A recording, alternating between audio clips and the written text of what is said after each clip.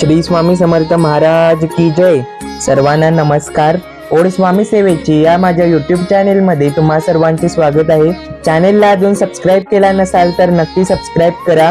औदुंबर पंचमी. औदुंबर म्हणतात डोळ्यासमोर येते ते उंबराचे पवित्र असे झाड. ही औदुंबर पंचमी म्हणजे काय? ही औदुंबर पंचमी का साजरी केली जाते? या दिवशी कोणत्या सेवा कराव्यात? ज्या लोकांना मानसिक शांतता सुख समाधान नाही अशा लोकांनी या दिवशी काय करावे हे जाणून घेण्यासाठी हा व्हिडिओ शेवटपर्यंत नक्की पहा. उद्या शुक्रवार दिनांक 6 फेब्रुवारी 2026 रोजी औदुंबर पंचमी आहे. ही दत्त संप्रदायातील अत्यंत पवित्र व फलदायी तिथी मानली जाते. भगवान श्री गुरु दत्तात्रेय ज्या वृक्षाखाली आराम करतात, विश्रांती घेतात तो वृक्ष म्हणजे औदुंबर. माघ महिन्यातील कृष्ण पक्षातील 5वी तिथी औदुंबर पंचमी म्हणून साजरी केली जाते. तर शुक्रवार दिनांक 6 फेब्रुवारी 2026 रोजी ही औदुंबर पंचमी आहे. शुक्रवार दिनांक 6 फेब्रुवारी 2026 रोजी औदुंबर पंचमी साजरी होत असून हा दिवस श्री दत्तात्रेय स्वामींच्या कृपेस विशेष प्रिय आहे. औदुंबर म्हणजे उंबर हा वृक्ष त्रिमूर्तीचे साक्षात प्रतीक मानला जातो. औदुंबराच्या मुळाशी ब्रह्मदेव, खोडात भगवान श्री विष्णू आणि अग्रभागी श्री महादेव यांचा वास असतो अशी पुराणांमध्ये श्रद्धा आहे. म्हणूनच या औदुंबर वृक्षाला कल्पवृक्षा समान मानले जाते.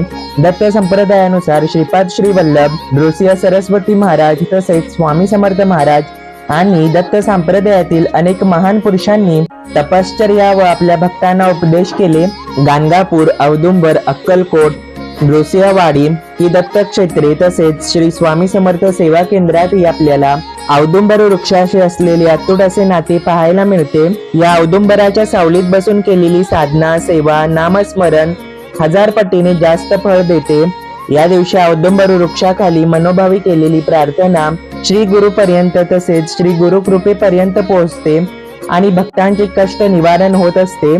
तर या औदुंबर पंचमीचे व्रत व सेवा कशी करायची ते पहा. या दिवशी सकाळी लवकर उठून स्नान करावे, स्वच्छ धुतलेली वस्त्रे परिधान करावीत, मनामध्ये गुरूंचे स्मरण करावे. आपल्या घराजवळ कोणतेही देवाचे मंदिर असेल तिथे जर औदुंबर वृक्ष असेल तर तिथे जावे.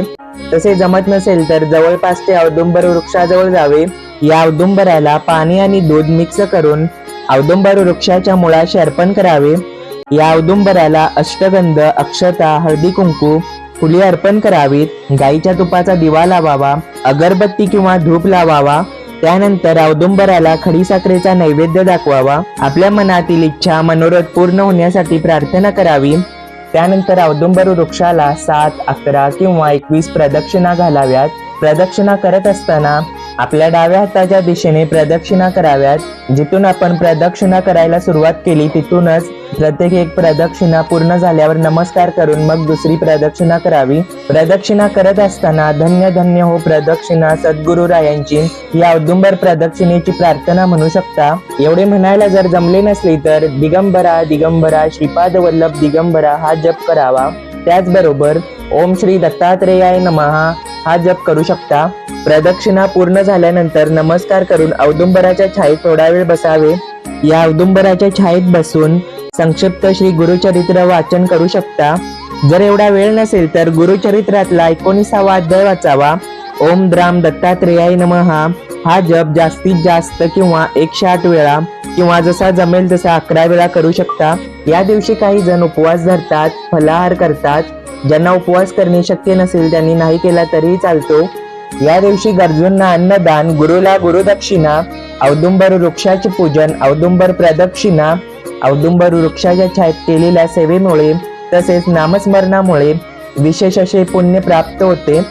या औदुंबर पंचमीच्या व्रतामुळे मनशांती लाभते, घरातील नकारात्मकता दूर होते, आर्थिक अडचणी कमी होतात, आरोग्य सुधारते व ज्या दाम्पत्याला संतान सुख नाही त्याला संतान सुखाचा योग प्राप्त होतो. गुरुभक्ती वाढून जीवनाला योग्य दिशा मिळते. औदुंबराची पूजा म्हणजे साक्षात दत्तगुरूंची पूजाच करणे होय. श्रद्धेने आणि शुद्ध भावनेने औदुंबराचे पूजन अवश्य करावे व जीवनातील अडथळे दूर करून सुख, समाधान, यश, गुरुकृपा प्रदान करण्याची प्रार्थना करावी. कामानिमित्त सकाळी जर पूजा करणे जमले नसेल तर संध्याकाळी तुम्ही पूजन करू शकता. ज्या लोकांना मानसिक शांती हवी आहे किंवा ज्यांच्या कुंडलीतील गुरु हा ग्रह कमकुवत आहे त्यांच्यासाठी हा दिवस अत्यंत फलदायी आहे.